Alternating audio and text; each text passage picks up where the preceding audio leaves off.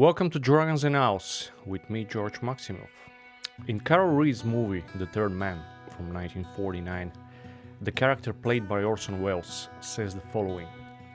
In Italy for 30 years, under the Borgias, they had warfare, terror, murder, and bloodshed, but they produced Michelangelo, Leonardo da Vinci, and the Renaissance. In Switzerland, they had brotherly love, they had 500 years of democracy and peace, and what did they produce? The cuckoo clock. Well, however misleading that statement is, there is a certain logic we can deduct from this quote.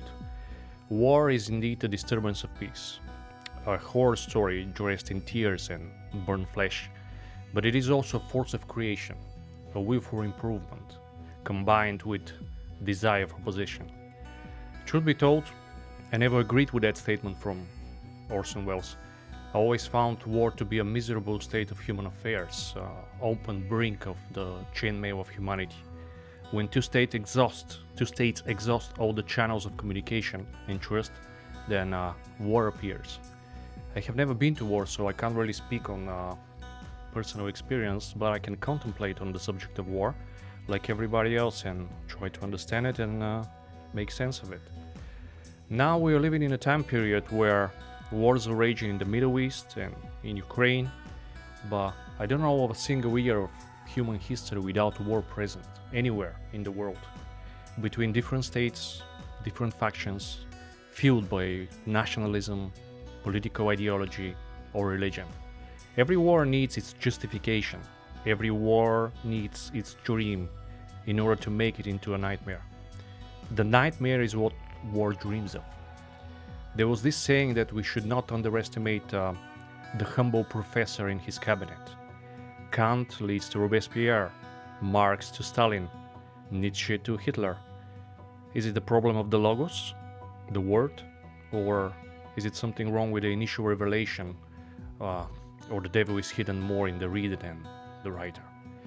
It is difficult to answer. As human beings, we fought wars for the glory of God, for the pride of national and sectarian bonds, for the liberation of the worker, for Lebensraum, as Hitler called it. But more importantly, we wage wars for money. A historian of economy will tell you that every death on the battlefield is a consequence of economic strategies and calculations. I tend to agree with the fact that economic factor in wars is particularly relevant, but it does not give the whole picture, does it? For that, psychology may be of service. I remember watching the movie The Thin Red Line, directed by Terrence Malick. In it, was a scene where, amid the whole devastation and death, there was the badly burned bird trying to move, trying to fly among the smoke and blackened plants. This was one of my strongest memories from this film. Nature destroyed, and life fighting for a breath and a flight.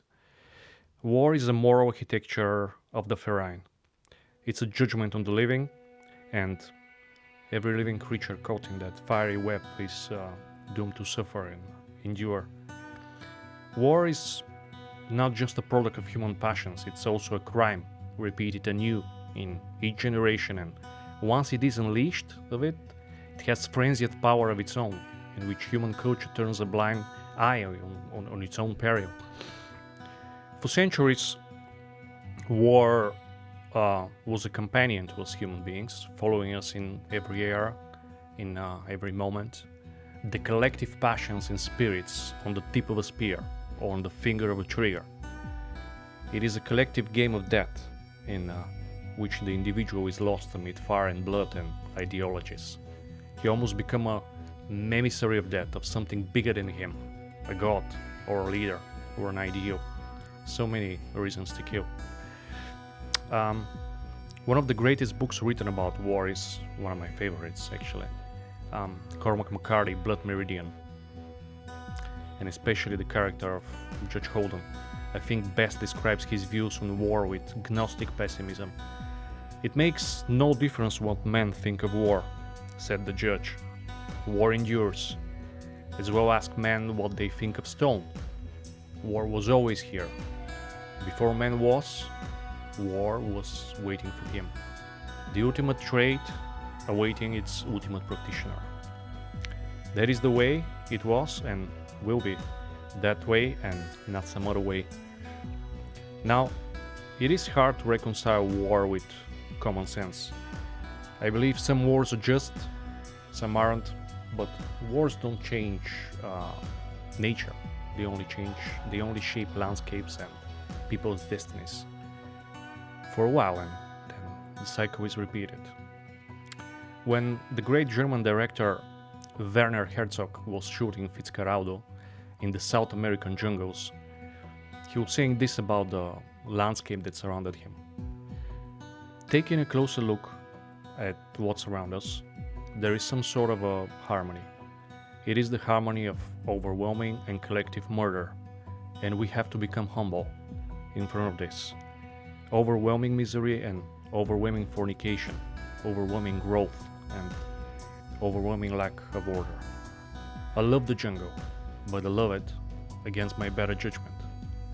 War made a home in men's hearts long before we discovered so many scientific and sophisticated ways of killing each other. War was there before the pyramids and after, before the invention of writing and after, before we sent the first man in space and after. Linda Ronstadt sings that love will abide, but war was always there too, waiting in the shadows. We should try to accept war, make peace with who we are, but against our better judgment. I'm George Maximov. This was Dragons and Owls. Like, subscribe, leave a comment if you will. Until next time, guys.